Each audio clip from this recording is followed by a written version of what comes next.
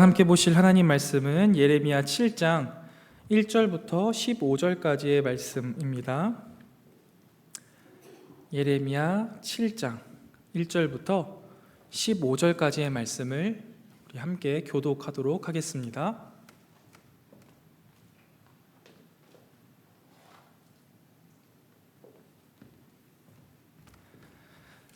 예레미야 7장 1절부터 15절까지의 말씀입니다. 다 찾으신 줄로 알고 한 절씩 교독하도록 하겠습니다. 예레미야 7장 1절부터 15절까지의 말씀, 하나님 말씀입니다. 여호와께로부터 예레미야에게 말씀이 임하니라. 이르시되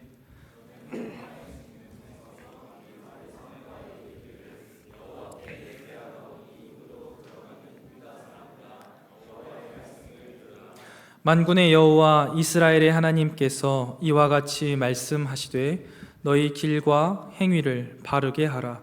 그리하면 내가 너희로 이곳에 살게 하리라.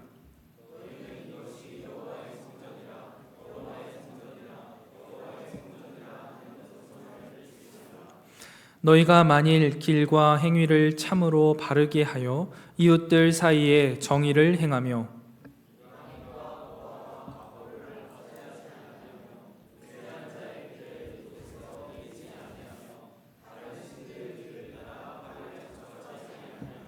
내가 너희를 이곳에 살게 하리니 곧 너희 조상에게 영원 무궁토록 준 땅이니라. 너희가 도둑질하며 살인하며 간음하며 거짓 맹세하며 바알에게 분향하며 너희가 알지 못하는 다른 신들을 따르면서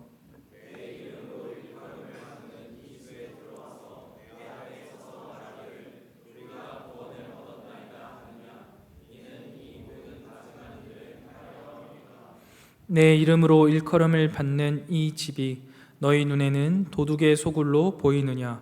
보라, 나 곧 내가 그것을 보았노라. 여호와의 말씀이니라.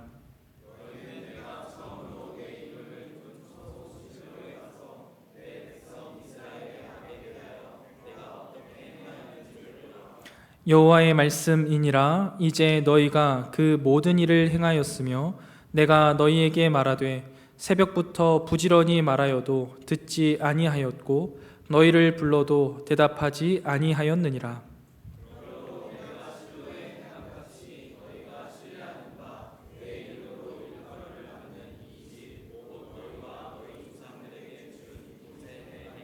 함께 읽겠습니다.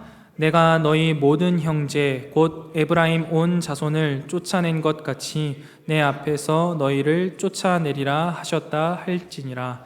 아멘. 자, 오늘도 예배 시간에 나오신 우리 카리스 여러분들 환영합니다. 여러분들께서 계속해서 예레미야 말씀을 묵상하고 계실 텐데요.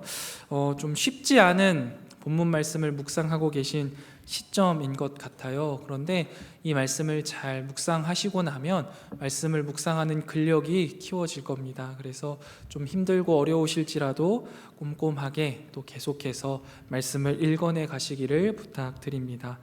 하나님께서 예레미야를 통해서 남유다 백성들에게 하나님께 회개하고 돌이켜라 라는 말을 계속해서 반복하고 계시죠. 그러면 여기서 중요한 건 무엇이냐면 도대체 무엇을 회개하고 어디에서 돌이켜야 하는가라는 것일 겁니다.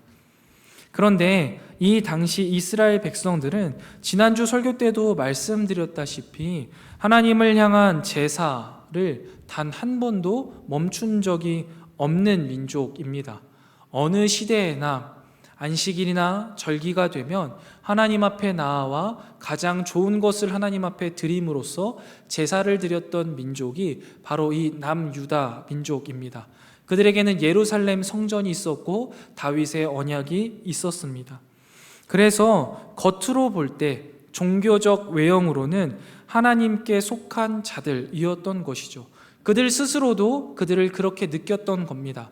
그래서 오늘 본문 말씀에서도 뭐라고 이야기하냐면 나는 구원받았다 라고 자부할 수 있는 믿음을 갖고 있었던 민족이 바로 남유다 민족입니다. 그런데 이들에게 예레미야는 회개해라, 돌이켜라 라고 말하는 거예요. 왜 그러냐면, 어디에서 문제가 발생했냐면, 그들이 겉으로는 종교적 외형으로는, 종교적 형식으로는 하나님을 참 잘 섬기는 것 같았지만 그들의 삶, 곧 그들의 마음 중심에서는요, 하나님을 제대로 섬기지 않고 있었던 것이죠. 그들의 삶을 보면은 이방인과 고아와 과부를 압제했습니다. 무죄한 자들을 억압했고요, 우상을 섬기는 일들도 서슴지 않고 하고 있었어요. 하나님 앞에 제사를 드리면서도 이들은 이러한 이것과 같은 일들을 서슴지 않고 행했던 것이죠. 하나님을 믿는 것과 이방인과 나그네와 고아와 과부를 압제하는 일, 무죄한 자를 억압하고 힘들어하는 자들의 피를 흘리게 하는 일들을 함께 하고 있었던 거예요. 거기에서 돌이키라라고 이야기했던 것이죠. 쉽게 말하자면 믿음과 삶이 분리된 삶을 이들은 살아가고 있었던 거예요. 그들이 고백하고 보여지는 믿음과 실제로 살아내는 삶이요, 매우 분리되어 있었다라는 것이죠. 그래서 오늘 본문 2절 말씀을 보면요, 하나님이 예레미야에게 특별한 장소에 가서 특별한 사람들에게 오늘의 말을 전하라 라고 말하는데요, 2절 말씀을 보면은요, 여호와의 집 문에 서서 이 말씀을 선포해라 라고 말합니다. 여호와의 집 문이라면 성전 앞 입구를 이야기하는 거죠. 성전의 입구에 서서 이야기를 하는데, 어떤 사람들에게 이야기하냐면 여호와께 예배하러 이 문으로 들어가는 유다 사람들입니다. 제사 드리러, 예배하러, 하나님 앞에 제물을 드리고 내가 지었던 죄들을 회개하러 나온 사람들에게 이 말을 선포하라라고 이야기한 거예요. 여러분, 우리가 때때로 하나님의 말씀, 복음은 불신자들에게만 필요한 것이 아닐까 하는 생각들을 할 때가 있는데, 그렇지 않은 것이죠. 우리에게도, 믿는 신자들에게도 늘 하나님의 말씀은 선포되어야 합니다. 이미 알고 있는 뻔한 말씀일지라도 우리에게 계속 선포되어야 한다라는 것이죠. 아까도 말씀드렸다시피 예레미야서를 계속 묵상하면서 힘든 이유는 뭐냐면, 같은 심판의 내용들이 반복되기 때문이에요. 뻔한 말씀이 계속해서 반복되기 때문이죠. 그래서 지루함, 권태감을 느낄 수밖에 없습니다. 같은 심판이 계속 반복되면서 우리를 권태롭게 하기 때문이죠. 그러나 우리가 분명히 기억해야 할 것은 무엇이냐? 뻔한 말씀이 왜 계속 선포되는 이유는 무엇이냐? 뻔한 말씀을 뻔질나게 말해도 뺀질거리면서 지키지 않는 유다 백성들이 있었기 때문에 이 예레미야는 계속해서 뻔한 말씀을 전해야만 했던 겁니다. 그렇다면 여러분, 유다 백성들에게는 이 메시지를 전하는 방식이나 내용이 바뀌는 게 중요한 게 아니죠. 뭐가 바뀌어야 합니까?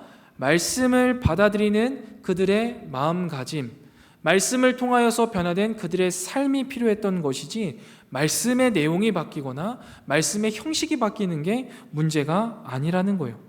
애정하는 카리스 여러분, 오늘도 하나님은요, 우리에게 분명히 같은 말씀을 하실 거예요.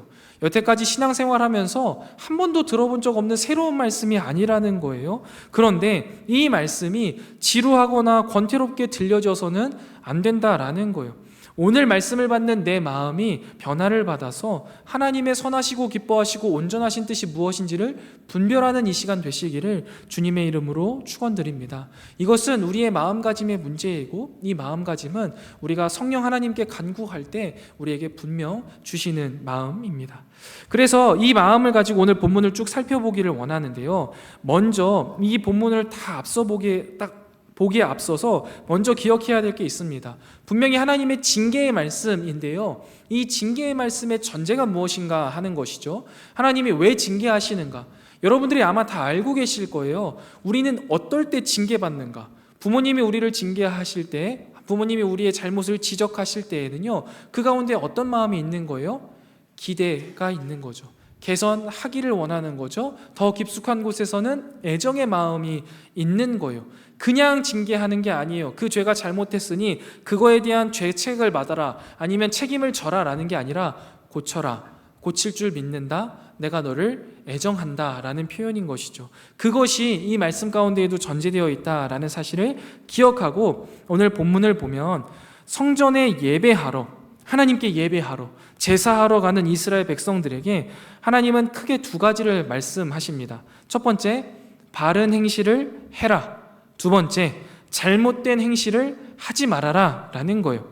그런데 이 두 가지를 나누어서 이야기하시는데, 세부적으로 이야기하시기 위해 나누었지만 실제로 그 중심은 같습니다. 먼저 5절부터 6절까지의 말씀을 보시면 바른 행실이 무엇인가에 대해서 설명하는데요. 바른 행실이 무엇이냐? 너희가 만일 길과 행위를 참으로 바르게 해서 어떻게 하느냐? 이웃들 사이에 정의를 행하래요. 이게 첫 번째입니다. 두 번째, 이방인과 고아와 과부를 압제하지 말래요. 이게 두 번째고요. 무죄한 자의 피를 흘리지 말래요. 이게 세 번째입니다. 그리고 마지막 네 번째로 다른 신들 뒤를 따라서 화를 자초하지 말래요. 이렇게 살아가면 이게 바른 행실이다라는 거예요. 그런데 여러분, 이 말씀을 우리가 기억하고 있으니까 괜찮지만 만약에 이 말씀을 떠올리지 않고요, 한번 싹 잊고 여러분들에게 누군가가 하나님 앞에 바른 삶이란 무엇일까요? 하나님이 기뻐하시는 일은 무엇이라고 생각하세요? 라고 물어본다면 여러분들 머릿속에 떠오르는 건 무엇일까요? 대체로 말씀 읽는 거요, 기도하는 거요, 예배 잘 드리는 거요, 전도하는 거요 라는 것들로 이게 막 귀결되기 시작합니다. 종교적인 것들로 제한시키는 경우가 참 많이 있죠. 그런데요 여러분, 이것은 오늘 말씀을 비추어서 보면은요, 그것이 전부가 아니라는 거예요. 사실 오늘 본문 말씀에서 바른 행실이라고 말씀하시면서 나열하는 것들을 꼼꼼히 살펴보면 네 가지인데요, 그 네 가지 중에 세 가지가 심지어 우리가 종교적이라고 생각하지 않는 것을 포함하고 있어요. 더 많은 비중을 차지하고 있다라는 거예요. 이웃들 사이에서 정의를 행하는 것, 이방인과 고아와 과부를 압제하지 않는 것, 무죄한 자의 피를 흘리지 않는 것, 그리고 우상 숭배하지 않는 것이라고 이야기하는 거예요. 우리가 보통 바른 행실을 행할 때 우상 숭배하지 않는 거는 그렇다 생각할 수 있어요. 이런 건 많이 들어봤거든요. 그런데 하나님 앞에 바른 행실이요 여러분, 무죄한 자의 피를 흘리지 않는 것입니다. 이 사회 가운데 무죄한 피가 흐르지 않는 게 하나님께서 우리에게 원하시는 바른 행실입니다 라는 설교, 아니면 하나님 앞에서 바른 행실은 우리 가운데 있는 이방인, 고아와 과부를 돌보는 일입니다 라든지, 아니면 이웃들 사이에서 우리가 정의를 행하는 것입니다 라는 이야기들은 사실 우리 강대상에서 그렇게 쉽게 선포되어지는 말씀은 아니라는 거예요. 그리고 우리도 그것은 왠지 하나님의 원하시는 바른 행실과는 거리가 멀다라고 느끼기가 쉬워요. 그런데 이것은 철저히 우리들의 착각이었던 것이죠. 예레미야가 말하는 하나님 앞에 바른 행실은 무엇이에요? 이웃 사이에서 정의를 행하는 것. 이것을 구체적으로 표현하는 게 뭐예요? 이스라엘 땅에 들어와 살고 있는 외국인들, 이방인들, 전혀 의지할 데가 없는 고아나 과부를 압제하지 않고 그들을 돕는 것, 그리고 이들이 억울한 일을 당하지 않게 하는 것, 그것이 곧 하나님이 원하시는 바른 행실이다 라는 거죠. 여러분, 여기에서 근데 말하는 이방인, 고아, 과부, 이웃 이런 것들은요 꼭 그 집단만을 의미하는 게 아니에요. 이스라엘 중에 가장 연약했던 집단들, 가장 힘들었던 집단들을 가리키는 대표적인 표현에 불과합니다. 이스라엘은요 강력한 제국의 힘과 문명을 가진 애굽이라는 나라, 이집트와 메소포타미아라는 그 지역에서 발현되는 수많은 강대국들 사이에 껴 있었잖아요. 그래서 특수적으로 지정학적 특수성 때문에 이 필연적으로 전쟁이 끊이지 않았던 나라입니다. 그래서 이스라엘에서는요 수많은 전쟁이 벌어지고 그 결과 당연히 이스라엘 땅에는 과부와 고아가 많이 양산될 수밖에 없었어요. 강대권 틈바구니에 끼어있는 고대 민족들은 그곳에서 살다가 지금은 이스라엘 땅이었고, 조금 있으면 애굽 땅이었고, 또 좀 있으면 이제 뭐 아수르, 조금 있으면 바벨론, 이렇게 왔다 갔다 하면서 자기의 국적이 불분명한 이방인들이 계속해서 생길 수밖에 없는 거예요. 이렇게 당시 사회가 제대로 보호할 수 없었던 연약한 자들을 위해서 이스라엘의 하나님은 늘 뭘 이야기하시냐면 내가 그들의 보호자가 되겠다라고 이야기하셨거든요. 그리고 나아가서 하나님이 부탁하시는 게 뭐예요? 이스라엘에게도 이것과 같은 바른 행실을 해라. 이게 내가 원하는 바다라고 이야기하는 거예요. 그렇다면 여러분, 이 시대를 살아가는 우리들에게 나그네, 고아, 과부와 같은 존재는 과연 누구일까요? 물론 구체적으로 문자 그대로 어려운 삶을 살아가고 있는 외국인 노동자들도 있을 거고요. 그리고 고아나 과부도 여전히 있습니다. 그런데 이들을 위해서 우리가 살아야 되는 거 분명하겠죠. 그렇다면 여기서 좀 한 걸음 더 나아갔으면 좋겠어요. 여기 이 사람들 말고 치열한 경쟁 사회 속에서요, 상처를 입거나 자기밖에 모르는 이기적인 사회 속에서 상처를 입어서 회복하지 못한 사람들 있잖아요. 주변에 여러 상처들을 받아서 사회에 다시 한번 재기하지 못할 만큼 피곤한 자들, 힘이 없어서 슬퍼하고 있는 자들이 바로 이 시대의 약자들 아니겠어요? 이들을 위해서도 우리가 살아야겠죠. 또 한 걸음 더 나아가서 분명히 우리 카리스 지체들 안에도요, 이런 어려움과 이런 슬픔을 겪고 있는 지체들이 있을 거예요. 그러면 우리는 그들을 위해서 살아내야 한다라는 거예요. 여러분, 특별히 올 7월은요 참으로 슬픈 소식이 많은 달이잖아요. 비 피해로 인해서 수많은 생명들이 죽었고요, 그 생명을 살리기 위해 투입된 군장병이 죽었습니다. 거기다 이번 주에는 학생을 가르치는 교사가 스스로의 생을 마감하기도 했어요. 여러분, 이러한 피는 무지한 피 아닙니까? 이 상황 속에서 우리가 하나님을 믿는다 하는 사람들이 과연 할 수 있는 역할이 무엇이냐라는 거예요. 혀를 끌끌 차고, 그래 이 세상이 뭐 그 모양 그 꼴이지, 한숨 한번 쉬면 우리의 역할이 끝나는 겁니까? 그렇지 않다라는 거예요.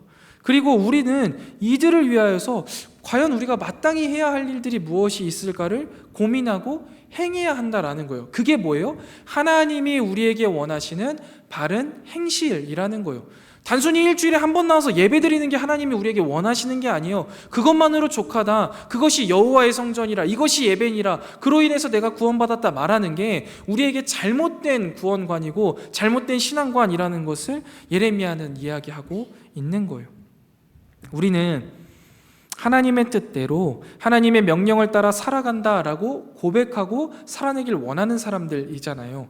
그런데 우리는 대개 하나님의 뜻대로 살아간다라고 할 때 열심히 교회 생활하고 열심히 예배드리고 말씀 묵상 매일같이 하고 매일 기도하고 전도하는 삶만을 떠올려요. 그리고 그런 삶을 권장하는 설교들을 허다하게 많이 들었죠. 그러나 정작 성경은요, 그것들만이 하나님의 뜻이 전부가 아니라고, 하나님이 진짜 원하시는 것은 거기서 마무리되지 않는다라고 분명히 말해요. 그저 주일에 교회 나와서 행하는 것들, 방에서 혼자 하는 것들이 전부가 아니라는 거예요. 예레미야의 이 성전 설교에 따르면 하나님이 원하시는 바른 행실은 뭐예요? 단순히 성전에서 예배하는 삶이 아니에요. 가난한 이웃, 달리 도움을 청할 길이 없는 이웃을 먼저 나아가서 돌보는 것, 그것이 바른 행실, 하나님이 원하시는 것이죠. 그런데 우리는 어떻게 생각했습니까? 여태까지 이러한 일들을 사회봉사 혹은 구제라고 표현하면서 중요한 일이지만 복음의 본질은 아니다 라고 생각했던 거죠. 여러분, 이것은 분명한 우리의 착각입니다. 오늘 본문 말씀에서처럼 하나님은요, 하나님의 백성에게 바른 길과 행위, 바른 행실을 원하셔요. 즉, 가난하고 힘이 없는 이웃을 돌보는 삶을 우리에게 요구하신다라는 거예요. 다시 한번 말씀드리지만 가난하고 힘없는 이웃을 돌아보는 일은요, 신앙생활의 후순위가 아니에요. 내가 먼저 구원받고 내가 예배 잘 드리고 내가 하나님 앞에 말씀 묵상 잘하고 기도를 잘하고 나서 내가 누군가를 도와야지가 아니라 같이 가야 하는 거라는 거죠. 똑같은 신앙의 본질이다라는 것을 결코 잊어서는 안 돼요. 예레미야가 볼 때 다른 신을 섬기는 삶, 즉 우상 숭배나 이웃을 위하여서 힘이 없는 이웃을 돌아보지 않는 삶은요, 모두 하나님을 떠난 삶이라는 것에 대해서는요 아주 동일했습니다. 다른 신을 따르지 말라라는 말씀이 고아와 과부, 나그네를 돌아보라는 말씀에 바로 뒤이어 등장한다는 점에서 다른 신을 섬기는 우상 숭배는 이방인과 고아, 과부를 돌아보는 것과는 거리가 먼 지극히 종교적이고 제의적인 행위에만 치중하는 신앙생활을 가리킨다라고 볼 수 있는 거예요. 예레미야 2장에서도 봤잖아요. 그 시대는요, 하나님을 향한 종교적인 열심은 매우 풍성했습니다. 수많은 예배들이 드려졌어요. 그런데 약자들의 피가 흐르는 시대였습니다. 가난하고 연약한 자들을 짓밟고 정의와 공의를 버린 채 드린 제사는요, 이것 자체가 우상 숭배다라고 예레미야는 말하고 있는 거예요. 왜 그래요? 하나님이 진짜 원하시는 건 제사가 아니었기 때문이죠. 하나님이 진짜 원하시는 제사는요, 그저 안식일에 아니면 절기에 맞추어서 가장 좋은 제물을 가지고 나와 가장 비싼 것을 드리는 게 아니었다라는 거예요. 하나님이 이스라엘 백성들에게 원하시는 것은 풍성한 제물과 넘쳐나는 제사가 아니었어요. 하나님께서 찾으시는 것은 제물이 아니라 삶이었던 거죠. 하나님의 정의와 공의가 이 세상 가장 낮은 자들과 연약한 자들과 함께 하시는 그 하나님의 정의와 공의가 하나님의 백성들의 삶을 통해서 고백되어지는 것이 하나님이 진짜 원하시는 바른 행실이고 참된 예배였음에도 불구하고 이들은 이 예배를 분리해서 종교적인 예식과 삶을 따로 하나님 앞에 드리기 시작한 거예요. 그러니 그들은 하나님을 섬긴다 말하지만 우상을 섬기고 있었던 것이죠. 여러분, 시편 56편 5절을 보면요, 하나님을 이렇게 표현해요. 그의 거룩한 처소에 계신 하나님은 고아의 아버지시며 과부의 재판장이시라. 하나님은 뭐라고요? 고아의 아버지예요. 과부의 재판장이십니다. 그런데 우리는요, 하나님의 이름은 굉장히 드높이거든요. 예배 때마다, 찬양할 때마다 하나님의 이름을 막 높이지만 도무지 고아와 과부로 대표되는 이 연약한 자들, 이웃을 향한 언급이나 사랑이나 그런 마음들은요, 전혀 찾아볼 수 없어요. 우리의 찬양의 가사에도, 우리의 기도의 고백에도, 우리가 하고 있는 여러 활동에도요, 이러한 모습들을 찾아보기가 참 어렵다라는 거죠. 여러분, 이거는 참 우리에게 유감입니다. 하나님은 고아와 과부, 나그네의 보호자를 자처하시는데 도리어 우리는 그런 자들을 모른다 합니다. 그런 자들에게 쏟을 에너지가 없다라고 말해요. 그런 자들은 후순위로 밀려 있어요.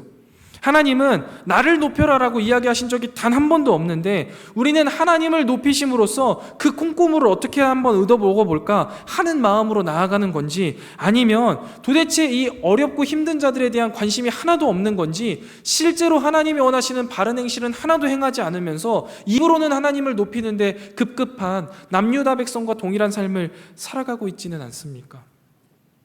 내가 하나님을 믿고 섬기고 따른다라고 하면서 가난한 이웃들을 돌아보지 않는다면, 내 주변에 있는 약자들을 돌아보지 않는다면, 내 주변에 힘들어하고 억울해하고 또 슬퍼하고 있는 지체들을 돌아보지 않는다면 그것은요, 우리가 하나님을 잘 섬기고 있다라고 말할 수 없습니다. 엉뚱한 신을 섬기고 있는 거예요. 즉 우상 숭배를 하고 있는 것이죠.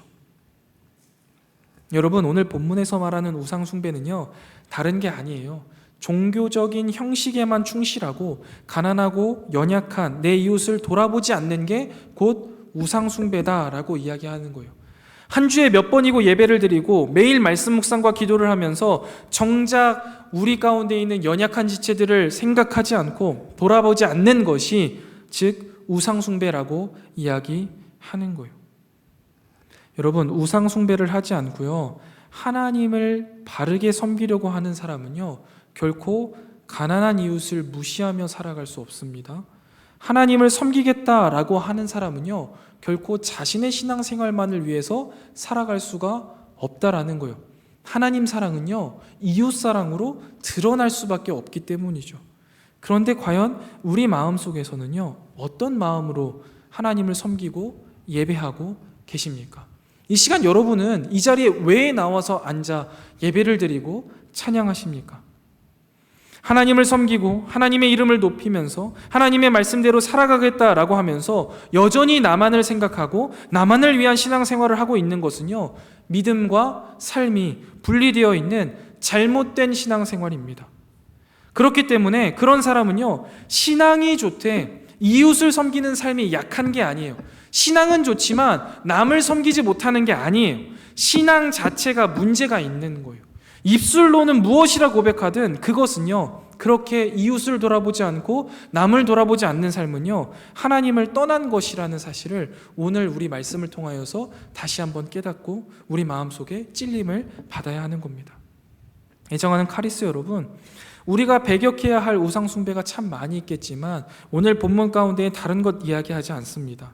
넘쳐나는 종교적 행위에 치중하며 근본적으로 자신의 욕심을 채우려고 하는 이기적인 행위가 우상 숭배라고 하는 거예요. 이러한 마음에는요, 이웃이 들어설 자리가 없어요. 타인을 위한 자리가 한 구석도 없는 거예요. 자기 자신만을 위해서 살아가는 이기적인 마음으로 드리는 종교적인 형식은요, 그 자체로 우상 숭배다라는 사실을 우리는 오늘 본문 말씀을 통해서 분명히 깨달아야만 합니다. 요즘 사회는 지극히 개인주의, 이기주의 시대입니다.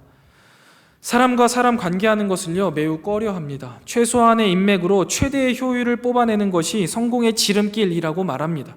나를 제외한 그 누구에게도 사랑이나 관심을 갖지 않으며 사람이 도구로 전락해버린 것이 이 시대의 모습이죠. 그리고요, 이것이요, 우리의 신앙 공동체 안에도 스멀스멀 들어오고 있어요. 그래서 신앙생활의 양태가 막 바뀌기 시작했어요. 서로가 서로에게 전혀 관심을 갖지 않아요. 가나안 성도가 뭡니까? 교회 안 나가고 싶다는 거예요. 왜? 사람을 마주하고 싶지 않으니까. 나는 하나님하고만 관계하겠다라는 거예요. 근데 그게 가능합니까, 여러분? 교회에 나오면서도요, 다른 지체들을 위하여서 시간을 내고 헌신하는 것을 꺼려해요. 심지어 지금 내 옆에 앉아있는 이 지체의 기도 제목조차 모르고 신앙생활을 하는 게 부지기수라는 거예요. 여러분, 그것은요, 바른 신앙생활이 아닌 게 아니라 틀린 신앙생활이요, 잘못된 신앙생활을 우리가 하고 있다라는 것이죠. 그저 주일에 교회 나와서 앉아있으면 되는 게 아니라는 거예요. 그저 교회에 나와서 좋은 이야기 듣고 내 마음이 편해지는 거, 하나님이라는 신에게 기도하니 내 마음이 편안해지고 내 삶이 좀 괜찮아지고 윤택해지는 것이 우리의 목적이 되어서는 안 된다라는 것이죠. 그러면서 여러분 무슨 생각을 하는 거예요? 예배만 잘 드리면 되지 라는 생각을 하게 되는 거예요. 일주일에 한 번 나와서 예배만 잘 드리면 되지. 여러분 정말 그렇습니까? 예배만 잘 드리면 됩니까? 도대체 그 예배는 무엇을 의미하는 거예요? 예배만 잘 드리면 된다라고 말하는 사람들이 말하는 예배가 무엇입니까? 일주일에 한 번 나와가지고 교회에 앉아있는 거요? 그래서 그럴싸한 말을 듣는 거요? 아름다운 목소리로 찬양하는 거요? 예레미야 당시 이스라엘 백성들이 하나님 앞에서 단 한순간도 쉬지 않고 드렸던 제사들과 똑같은 것 아닙니까? 그들은 가장 좋은 것을 드렸거든요. 가장 비싼 걸 드렸거든요. 이런 종교적 행위를 말하는 거예요? 그저 일주일에 한 번 교회에 와서 약간의 물질, 약간의 시간을 하나님께 드리면서 그분의 비율을 좀 맞춰드리고 내가 원하는 바를 얻어내는 것, 그거 말하는 것입니까? 이런 예배만 잘 드리면 되는 겁니까? 아니잖아요. 근데 우리는 예배를 이런 식으로 이해하고 있는 경향이 있는 것 같아요. 제가 예배라는 단어를 국립국어 대사전에서 찾아봤는데 어떻게 되어 있냐면요, 초월적 존재 앞에 경배하는 의식이라고 되어 있더라고요. 세상이 생각하는 예배는 그래요. 우리는 어때요? 여러분, 예배가요, 초월적 존재 앞에 경배하는 의식이면은 족하겠습니까? 족하지 않아요. 이거는 전부가 아니라는 거예요. 하나님을 높여드리는 거 분명히 있어야겠죠. 하나님을 정말 초월자로서 그분에게 경배하는 게 필요하겠죠. 근데 하나님이 우리에게 실제로 원하시는 건 뭐예요? 하나님이 당신의 백성들을 사랑하고 아끼듯 우리도 하나님을 사랑해서 하나님의 백성들을 사랑하라는 것 아니에요? 내 이웃을 내 몸과 같이 사랑하라는 것 아닙니까? 여러분, 그래서 제가 이 예배를 성경에서 찾아봤어요. 성경에서 이 예배를 뜻하는 단어의 원어를 찾아보니까 굽히는 것, 낮추는 것을 의미하더라고요. 높아지려고 하는 내 자신을 굽히고 높아지려고 하는 내 자신을 낮추는 것이 예배라는 거예요. 하나님을 높여드리는 게 아니에요. 내가 낮아지는 거예요. 나를 굽히고 낮추는 것이라는 거죠. 그런데 예배만 드리면 됩니다 라고 말하는 사람들은요, 마치 오늘 본문 말씀 4절에 나오는 대로 이것이 여호와의 성전이다 라고 말하는 것과 똑같은 맥락으로 말하는 거예요. 교회에 나와서 예배하는 지금 이 시간이 진짜 예배다. 우리는 예배 잘 드리고 있는 거야. 말씀을 읽는 게 진짜 예배야. 우리는 하나님 앞에 진짜 예배하고 있는 거야. 하나님께 기도하는 게 진짜 예배야. 우리는 진짜 예배 잘하고 있는 거야 라고 말하면서 10절에서처럼 이런 고백이 터져 나오는 거죠. 와, 난 구원받았어. 우리는 구원받았어. 하나님 앞에 구원받은 자야 라고 말하는데, 실제로 우리의 삶 속에서는요, 타인을 생각하고자 하는 마음, 타인을 위하는 마음이 전혀 없는 거예요. 그렇게 진짜 예배를 드려서 하나님이 기뻐하셔서 나에게 무언가 주시면 좋겠고, 그렇게 주시는 하나님을 의지해서 내 삶에 편안함이 있었으면 좋겠고 부유함이 있었으면 좋겠다 라고 생각하는 것, 그것은요, 우상 숭배입니다.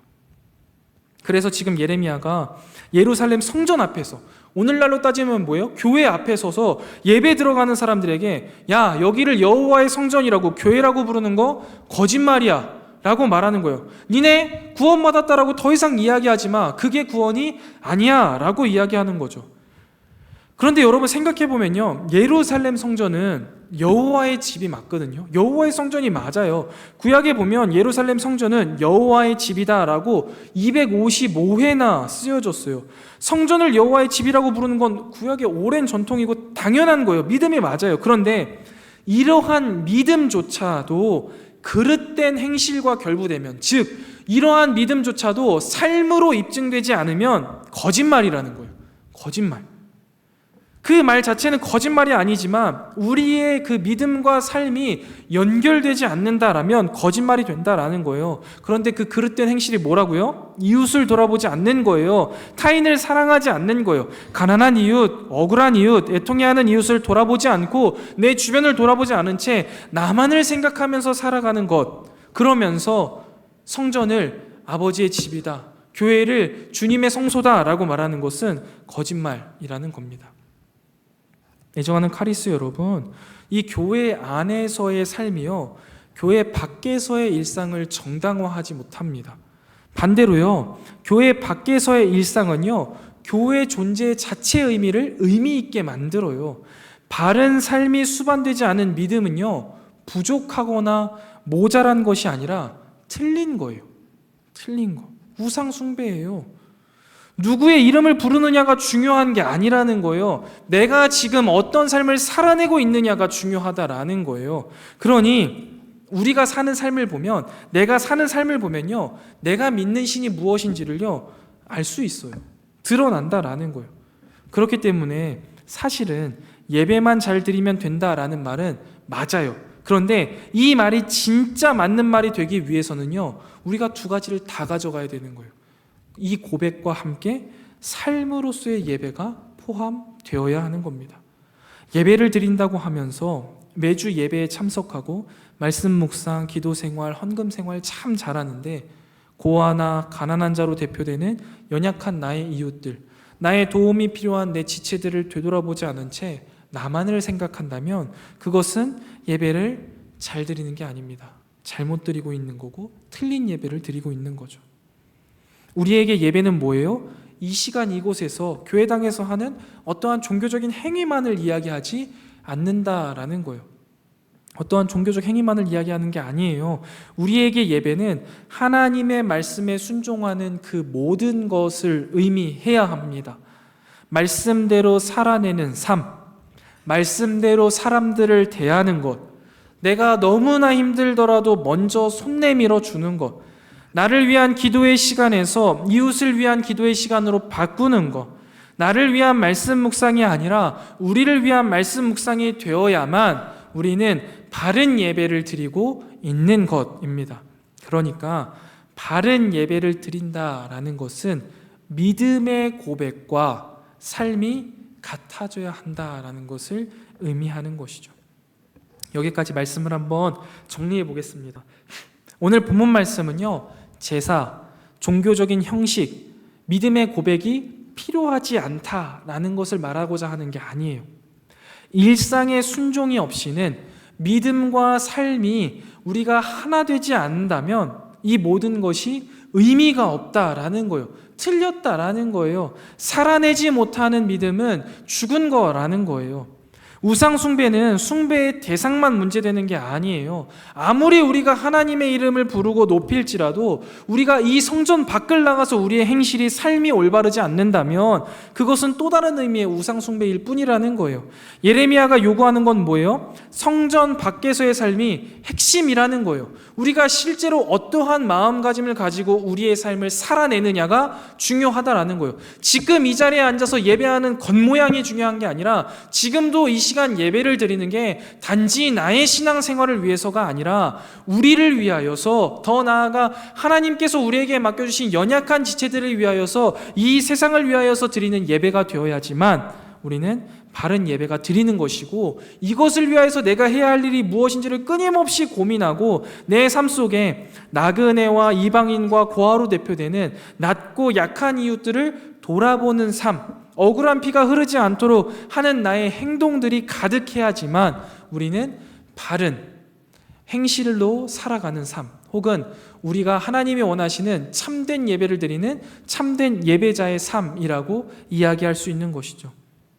이 시대를 살아가는 우리 카리스에게도 하나님은 동일하게 요구하시는 거예요. 여러분, 연약한 지체들을 위하여서, 연약한 이웃들을 위하여서 우리의 삶을 내어줍시다. 나를 위해서 살기보다는요, 남을 위해서 살아야 돼요. 여전히 나를 위해서 살아가고 있는 사람들이 있다면요, 여러분, 다시 한번 말씀을 묵상하시고 하나님의 구원이 무엇인지를 진지하게 고민해 보세요. 나를 위해서 사는 게 아니에요. 구원은 나를 위해서 받은 게 아니라는 거예요. 우리 가운데 억울한 피가 흐르지 않게 해야 되고, 우리 가운데 정말 힘들어 쓸쓸해하는 자들에게 손을 내밀 수 있는 자가 되는 것이 하나님이 우리를 구원하신 이유입니다. 그리고 그것이 하나님이 우리에게 진정으로 원하는 삶이고 바른 행실이며 예배라는 사실을 꼭 기억하시기 바랍니다. 이러한 믿음과 삶의 하나됨을 통하여서 하나님의 기쁨이 되는 우리 카리스 여러분 되시기를 주님의 이름으로 축원드립니다. 그런데요, 여러분, 우리가 이런 카리스 공동체가 될 수 있는 것은 우리의 실력이나 우리의 능력은 결코 아닙니다. 우리가 이 모든 일을 행할 수 있는 것은 우리에게서 나오는 게 아니라 하나님에게서 나옵니다. 오늘 본문 말씀을 보시면요, 어떤 말들이 계속해서 반복되냐면 하나님이 이르시되, 하나님이 말씀하시되 라는 말이요, 계속해서 반복됩니다. 아까도 말씀드렸다시피 우리는 늘 뻔한 말씀을 들으면서 뺀질거리면서 듣지 않아요. 그런데 우리의 그러한 뻔뻔함을 뛰어넘으시는 하나님의 열심과 치밀함이, 그리고 그 포기하지 않으심이 있어요. 하나님은요, 결코 뺀질뺀질거리는 우리를 포기하지 않으십니다. 오늘도 말씀하시고 질책하시고 가르치셔요. 그래서 결국에는 우리를 변화시키실 겁니다. 우리는 결코 하나님을 이길 수 없거든요. 그리고 사실 이미 우리 가운데 변화할 수 있는 능력, 혹은 이렇게 믿음의 삶을 살아낼 수 있는 능력도 주셨어요. 그게 뭐예요? 그게 믿음이에요, 여러분. 믿음이 우리 안에 있어요. 하나님께서 선물로 주신 이 믿음은요, 우리에게 바른 행실을 행할 수 있는 능력을 줍니다. 그게 믿음의 능력이에요. 그래서 우리가 삶을 아름답게 살아낼 수 있으면요, 그것을 보면서 우리 안에 있는 믿음을 확신할 수 있게 되는 거거든요. 우리는 그 능력을 근데 어떻게 쓰냐면 나만을 위해서 쓰고 싶어요. 그 믿음을 가지고, 하나님이 나의 주인 되신다는 그 믿음을 가지고 하나님이 내 것만 되어주셨으면 좋겠는 거예요. 나를 위해서 뭔가 애써주셨으면 좋겠는 거예요. 그런데 여러분, 그거는요, 믿음을 나만을 위해서 쓰거나 썩히고 있는 거예요. 바르게 쓰는 게 아닙니다. 하나님이 우리에게 주신 그 믿음은요, 그 믿음을 의지하여서 하나님이 이루어 가실 하나님의 나라를 위해 내 삶을 내어줄 수 있게 해요. 내가 포기할 수 있게 해요. 이러면 내가 잘못되는 것 아니야? 하는 두려움을 이기게 해요. 그리고 그렇게 내어줄 수 있게 하고 결국 살아내게 한다라는 것이죠. 애정하는 카리스 여러분, 연약한 자들을 위하여서, 이 세상에 더 이상 무고한 피가 흐르지 않기를 위하여서요, 내 옆에 있는 내 지체들을 위하여서요, 내 자신을 온전히 내어놓는 참된 예배자들 되시기를 주님의 이름으로 축원드립니다. 우리의 인생은 그렇게 살아갈 때 비로소 참된 예배자로 살아가는 거예요. 내가 무엇인가 대단한 걸 이루어서, 내가 많은 것을 가지고 있어서 하나님의 영광을 나타내는 게 아니라, 내 작은 삶일지라도 내 연약한 지체들을 위하여서 내어줄 때, 내가 가진 것은 아무것도 없지만 나보다 더 힘든 지체들을 위해서 손을 내밀어 줄 때 비로소 그 가운데 우리가 참된 예배를 드리는 것이고, 하나님이 그것을 위해서 우리를 구원해 주셨고 우리를 카리스로 불러주신 겁니다. 이 세상 가운데 연약한 자들을 위해서 내 자신을 온전히 내어놓는 참된 예배자로서 먼저 서로가 서로에게 은혜가 되고, 또 이 세상 가운데 내 자신을 선물로 내어드리는 우리 카리스 청년들 다 되시기를 주님의 이름으로 축원드립니다. 우리 이 시간 믿음과 삶 함께 찬양 드리신 후에 오늘 말씀을 생각하시면서 함께 기도하도록 하겠습니다.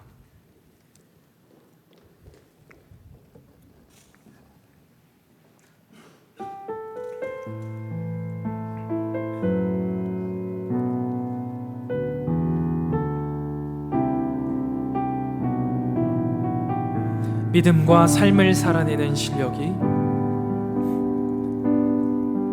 믿음과 삶을 살아내는 실력이 너무나 다른 내 모습을 볼 때에 이 모습도 주가 사랑하실까? 자신 없는 내 모습 그저 주님 앞에 있네. 나 같은 자도 사랑하여 주시고 한 번도 나를 떠나지 않으셨네. 아픔 속에 주를 찾게 여긴 날 꾸짖지 않으시고 내 손 잡아주시네. 오직 주님 안에 오직 주님 안에 두려움 없네. 고난을 통해 날 만드심을 믿네. 주님만이 내 모든 것 되시네. 주의 강한 손 날 붙드시네. 오직 주님 안에 오직 주님 안에 소망이 있네. 내 삶을 통해 영광 받으실 주님만이 내 모든 것 되시네. 주의 선하심 우리 후렴 함께 찬양합니다. 오직 주님 안에 두려움 없네. 오직 주님 안에 두려움 없네. 고난을 통해 날 만드심을 믿네. 주님만이 내 모든 것 되시네. 주의 강한 손 날 붙드시네. 오직 주님 안에 오직 주님 안에 소망이 있네. 내 삶을 통해 영광 받으신 주님만이 내 모든 것 되시네. 주의 선하심 나 노래하네. 애정하는 카리스 여러분, 우리 이 시간 함께 기도하실 때에 우리의 믿음과 삶이 하나 되게 하여 주시옵소서. 참된 예배자로 하나님이 주신 은혜를 나누며 사는 우리가 되게 하여 주시옵소서. 종교적 형식에 얽매여서 나를 위해 하나님을 이용하려는 자들이 아니라 하나님이 주신 은혜를 받은 그 은혜를 연약한 자들에게 내어줄 수 있는 참된 예배자가 되게 하여 주시옵소서. 우리 이렇게 고백하며 하나님 앞에 함께 기도하며 나아가겠습니다. 기도하겠습니다. 하나님 아버지, 우리 이 시간 주님께서 오늘 우리에게 주신 말씀을 생각하며 아버지 하나님 앞에 기도하며 나아갑니다. 하나님, 우리가 참된 예배자로 하나님이 주신 은혜를 나누며 사는 하나님의 예배자가 되기를 원합니다. 예배라는 것이 종교적인 형식에 얽매 있는 것이 아님을 우리의 삶 속에 드러나야 되고, 특별히 이웃을 사랑하고 타인을 나보다 더 사랑하는 모습으로 드러나야 한다라는 사실을 우리가 오늘도 예레미야서 말씀을 통해 다시금 깨닫게 하시니 참으로 감사합니다. 하나님, 우리가 너무나 종교적인 자들이 되기는 쉽지만 우리가 그 믿음을 삶으로 살아내는 것은 참으로 어렵다라는 사실을 잘 압니다. 그러나 주님, 우리가 그 믿음과 삶이 하나 되지 않으면 우리의 삶 속에 나보다 남을 위하는 나의 마음가짐과 그렇게 살아내는 삶의 형실이 없으면 내가 하나님을 믿는 것이 아니오 우상을 섬기고 있다라고 말하는 이 예레미야 선지자의 따끔한 가르침을 우리가 받아들이고 수용하게 하시고, 나의 삶 속에 나를 위한 삶이 아니라 하나님과 하나님이 사랑하라 하신 이웃을 위한 삶을 살아가게 하여 주시옵소서. 하나님께서 우리에게 보여주신 그 예수님의 모습 그대로 내 이웃을 내 몸과 같이 더 사랑하며 주님의 귀한 그 백성들을 향하여서 가난하고 억눌린 자들을 위하여서 내 삶을 내어줄 수 있는 자들 되기를 원합니다. 나에게 가진 것 없다라는 이유로, 혹여나 나도 여전히 누워있다라는 이유로 이 세상의 연약한 지체들을 돌아보지 못하는 삶 아니라 정말 내가 가진 작은 것일지라도 나누게 하시고, 힘들고 지쳐있는 상황 속에서도 더 어려운 자들에게 내 손을 내밀어 줄 수 있는 참된 예배자로서 우리 카리스 공동체를 온전히 세워 주시옵소서. 그리하여서 주님, 우리의 삶 속에 내 옆에 있는 지체들을 위하여서, 연약한 자들을 위하여서 내 자신을 온전히 내어드리는 참된 예배가 가득하게 하여 주시옵소서. 하나님이 원하시는 참된 예배자로서 우리의 행실과 우리의 삶을 고쳐나가는 자들 되게 하여 주시옵소서. 그래서 주님, 이 세상이 우리의 삶을 바라보고 하나님을 볼 수 있도록 놀라운 은혜의 역사가 우리 가운데 일어나게 하여 주시옵소서.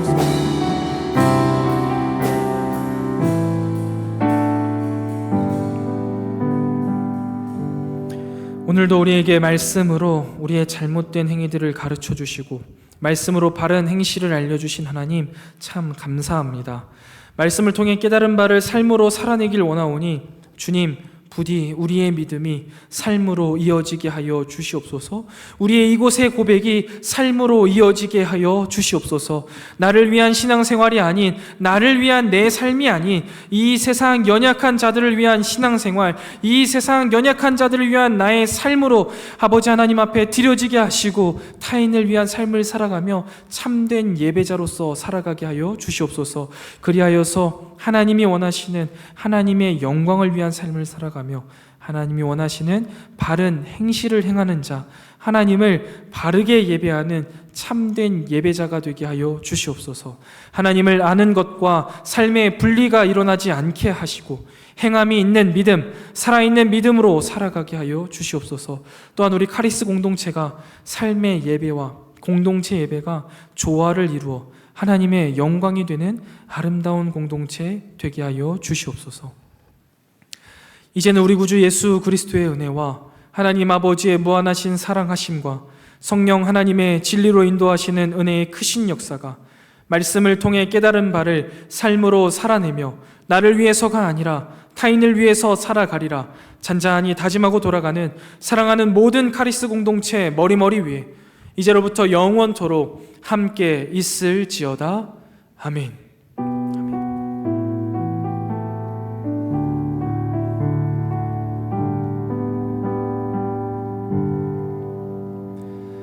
예배 마쳤습니다. 감사합니다. 우리 광고 진행하도록 하겠습니다. 광고 전하겠습니다.